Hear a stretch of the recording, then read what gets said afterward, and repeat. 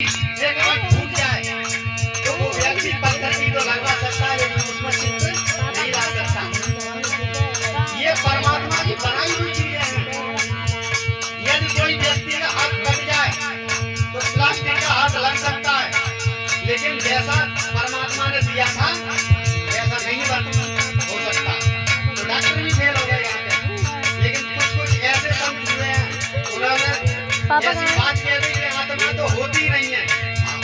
तो मैं कुछ कहना चाहता हूँ, जिसको लगता है कि आत्मा नहीं होती, उसकी घटिया मरघट में डलवा दो, उसको खुद पता चल जाए कि आत्मा होती है या नहीं होती है। मानो ये आत्मा होती है नहीं होती है।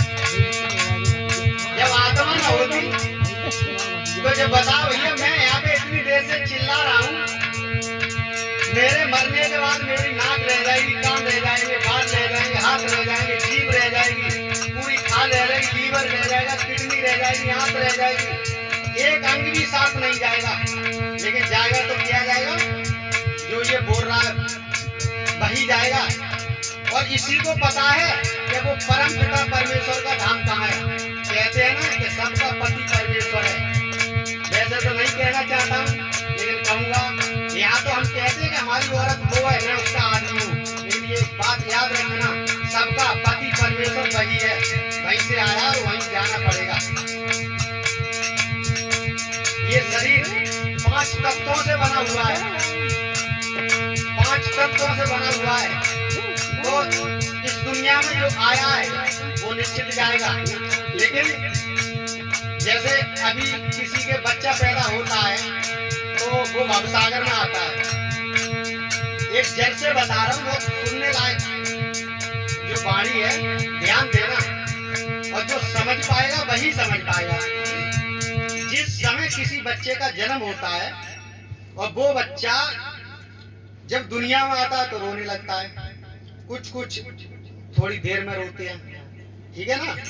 तो जो परमात्मा की डोरी होती है, कहते हैं गर्भाशय में बच्चा जीवित कैसे रहता है। जो खाना हमें तुम्हें मिलता है वो एक नार होता है, जो डोरी बोलते हैं, उससे वो बच्चा जीवित रहता है। जिस समय उसका नार कटता है तो वो रोता है, आगे बोलता है, कहता है कि भगवान मैं इस दुनिया में कहाँ आ गया, इसमें आ गया भवसागर में। तो वो कहता है कि अब मुझे ढूंढो। कौन कहता है? कि परमात्मा। लेकिन कभी कभी देखा है कोई नहीं हंसाता है बच्चे को तो वो हंसता है, उसको उसकी छत्र छाया मिलती है। किसकी? परमात्मा। कोई भी हंसाता होगा, मैं नहीं जानता इसके लिए। लेकिन जब भवसागर में जब वो बच्चा आता है तो वो हंसता भी है अपने, लेकिन तुम्हारी नहीं सुनेगा, धीरे धीरे सियाना होता है। तो उसके बाद में हम उसे सिखाते हैं, लला ये बाबा है, ये अम्मा है, ये कक्का है, यही तो सिखाते हैं उसके लिए। इसी तरह से आप मान के चलिएगा कि लोग बात कह देते हैं कि सारा ज्ञान किताबों में धरा है तो मास्टर की क्या जरूरत है। तो इसी प्रकार जिस तरीका से मास्टर को, जैसे बच्चे को मास्टर की जरूरत है समझने के लिए, किताबें तो सब दुकानों में मिल जाएंगी, इसी तरीका से सत्संग को समझने के लिए एक गुरु की बहुत जरूरत होती है। और ये चीज आप सोचोगे नेट पे नहीं मिलेगी, ये नेट पे नहीं मिलेगी, ना ऑनलाइन मिलेगी। कुछ ऐसी बातें हैं कि मैं तो दिन रात सर्च करता रहता हूँ, नहीं मिलती है कुछ चीजें। तो जिस तरीका से बच्चे को हम सिखाते हैं, पहला गुरु कौन बना? माता पिता। फिर पढ़ने जाएगा, मतलब गुरु तो बहुत हो जाते हैं, मोटरसाइकिल सिखा दी वो गुरु है, बंदूक चलाना सिखा दी भाव गुरु है। तो प्रक्रिया ये अलग अलग है दिनेश भैया, ये प्रक्रिया सब अलग अलग है। लेकिन जो जितने सत्संग सुनाते हैं के लोग, वो एक इसीलिए सुनाते हैं कि भैया गलत काम नहीं करो, सही रास्ता पे चलो। तो जिस समय बच्चे का नार कटता है तो बच्चा रोता है, और सारी प्रक्रिया सत्संग में यहीं से स्टार्ट होती है। कहां से? ये नाभि से। जो भी ध्यान लगाएगा या क्रिया लगाएगा सब यहीं से लगाए। चलो ये पिताजी बता देंगे, आगे बढ़ते हैं।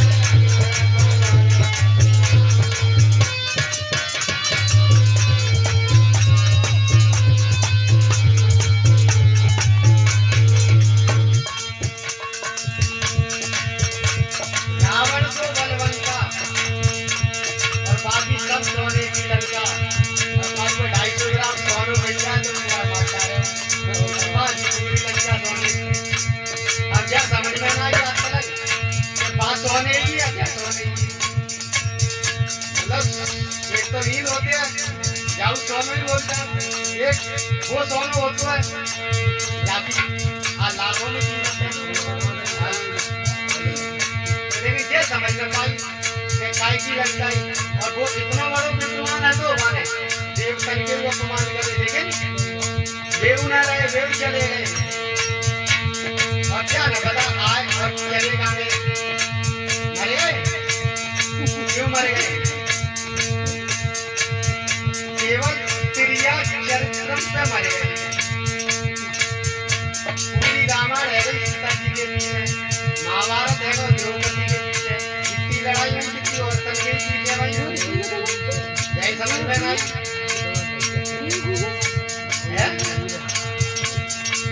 और जहाँ लड़ाई नहीं था चलो भैया माता बहन को बुरा लगेगा इससे आगे ना। लेकिन रामायण में जो वाल्मीकि रामायण उन्होंने अपने अनुभव से लिख दी और प्रेमानंद सागर जी ने उस रामायण को टीवी पर दिखा दिया। अब ये देखो उस रामायण की खासियत कितनी है। एक भाई के प्रति भाई का प्यार देखो, एक भाई के प्रति भाई का प्यार देखो। और इसे तो कहते हैं मर्यादा पुरुषोत्तम राम जो अयोध्या में है। और एक उधर भी भाई है कहाँ रावण के पास, उस भाई के प्रति भाई देखो केवल सही रास्ता दिखाने के कारण रावण ने विभीषण के लात मार दी। रावण मरते मरते ये कह दिया राम से कि राम मैं तुमसे पूछना चाहता हूँ कि तुम्हारा सोने का सिंहासन नहीं होगा अयोध्या में और मेरी पूरी लंका सोने की है, फिर भी मैं मर रहा हूँ और तुम जीत के जा रहे हो। अपने अयोध्या में बैठकर एक बार सोचना इस बात के लिए। मैं वेदों में भी तुमसे ज्यादा, विद्वान भी तुमसे ज्यादा, हर चीज में मैं तुमसे ज्यादा हूँ, लेकिन आज मैं मर रहा हूँ और तुम जी रहे हो। ये एक बार अपने अयोध्या के किसी कोने में बैठ के सोचना राम, मेरी पूरे लंका सोने की, तुमसे ज्यादा मेरे पुत्र थे, मैंने देवताओं पे विजय पाई, खुशी मर रहा हूँ। तो राम ने हाथ जोड़कर उनसे पूछा कि तुम मर क्यों रहे हो, इसका कारण बताओ। तो रावण ने राम से कहा था कि तुम्हारा भाई भी तुम्हारे साथ और मेरा भाई भी तुम्हारे साथ। अगर तुम्हारा भाई भी मेरे साथ होता और मेरा भाई भी मेरे साथ होता तो दुनिया में किसी की दम नहीं जो मुझे मार पाता। ये भाई भाई का प्यार है। तो मैं आप लोगों से कहता हूँ एक मेड़ के पीछे, एक झाड़ू के पीछे या एक किसी भी वस्तु के पीछे कभी भाई भाई से झगड़ा नहीं करना चाहिए। ये हमें तुम्हें रामायण सिखाती है। क्योंकि यहाँ सत्संग की बात है, रामायण का तो भाग बहुत ही कम है।